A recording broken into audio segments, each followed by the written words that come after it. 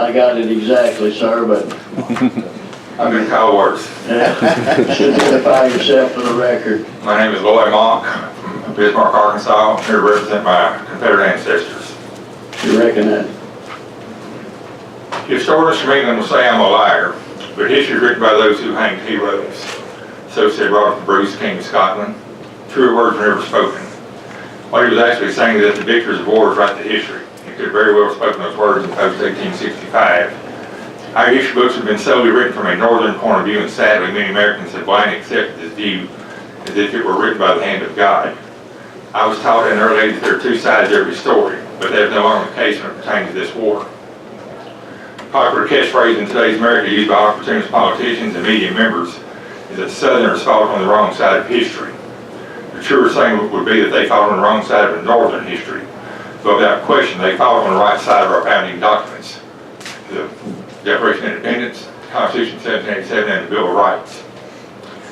I'm sincerely asking this committee to reject House Bill 1736, which will re-signify the uppermost star on the Arkansas state flag, and I will briefly explain its significance on why Arkansas joined the Confederacy. Yes, it is a historical fact that this state lawfully seceded on May 6, 1861, and united with her fellow Southern states by joining the Confederate States government and refusing to participate in an unconstitutional federal invasion of the South ordered by Abraham Lincoln, which he had no legal authority to order.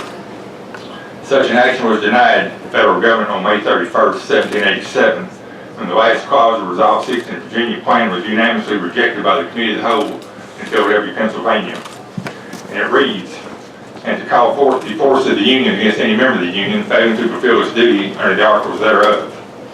The Committee of the Whole in complete unison rejected this clause in Resolve 6, and in the end, the Constitution was to contain no language calling forth a national army against a sovereign state or section, and there were no exceptions to this omission. Arkansas had previously voted to remain in this supposedly consensual union until Abraham Lincoln ordered this illegal invasion, and this state was not going to aid and abet in this blatant usurpation of the Constitution. And I sharply disagree with Representative Blake's assertion that this was a rebellion. No. The states were the principals when they created the Constitution, and they created the federal government. They created the federal government to be its agent, not its order master, and not to order them around. So agents cannot, principals cannot rebel against their agent. And if the federal government had no authority to wage war on the states, how could they be called insurrectionary? Yes, Arkansas was a slave state, as were 14 other states when it lawfully seceded in 1861. 4 of them remained in the Union. There are 3 red stars on our flag which symbolize Arkansas as being part of the United States, Spain, and France. All 3, by the way, participated in the institution of slavery. There are also 25 stars in the diamond, which symbolizes Arkansas as being the 25th state admitted to the Union. And of those 25 states, 21 of them were slave states at one time or another. This, in essence, has 25 to 29 stars associated with slavery. I'm not sitting here glorifying the institution of slavery, but simply reminding this committee of the historical background in our flag and the hypocrisy associated with this bill. I want to illustrate another historical fact that would coincide with the previous facts I have mentioned. Every Indian tribe mentioned in this bill were willing participants and complicit in human slavery, amongst themselves and blacks as well. I have documented evidence of this fact, and 2 in particular I will share with you. In the American Pageant, AP American History Book, 16th edition, page 259, which is the current history book our Arkansas students now use, it reads, "Nearly 1,300 enslaved blacks toiled for their Native American masters in the Cherokee Nation in the 1820s. For their efforts, the Cherokees off the Creeks, Choctaws, Chickasaws, and Seminoles were numbered by whites among the 5 civilized tribes," end quote. In the book, Black Slaves, Indian Masters by Barbara Krauthammer, she illustrates that all 5 of those tribes willfully participated in black slavery, and they were not bound to the 13th Amendment, which abolished slavery, because they were not part of the United States. They continued slavery's existence years afterwards.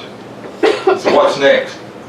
Renaming Arkansas because it derives its name from the qualifiers it says on page 1 of this bill and who participated in slavery. Rename the 41 counties in the state named after dignitaries who were slave owners who were associated with slavery, 7 of which were U.S. presidents, including Martin Van Buren from upstate New York, and Ulysses S. Grant, who holds the distinction of being the last president who owned slaves. Would you also be agreeable in condemning our official state historical song, the Arkansas Traveler, since Sandy Faulkner its author was a Confederate aide-de-camp who owned slaves, and also stopped issuing the picture as well since Edward Washburn and his family supported the pro-slavery South, or removing monuments, which is basically destroying our history, renaming schools, streets, buildings, holidays, etc., because they habitually offended.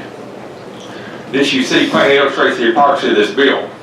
The Confederate star will be classified no more, or replacing it with a star representing Quapaw, Caddo, Osage, Cherokee, Chickasaw, Choctaw, Creek, and Seminole slavery instead. I'm asking this committee to pursue what is actually meaningful legislation instead of what is politically expedient. Again, I ask you to please vote no on House Bill 1736. Thank you for your time. Any question from committee members? Seeing none, thank you, sir. Thank you. Next signed up.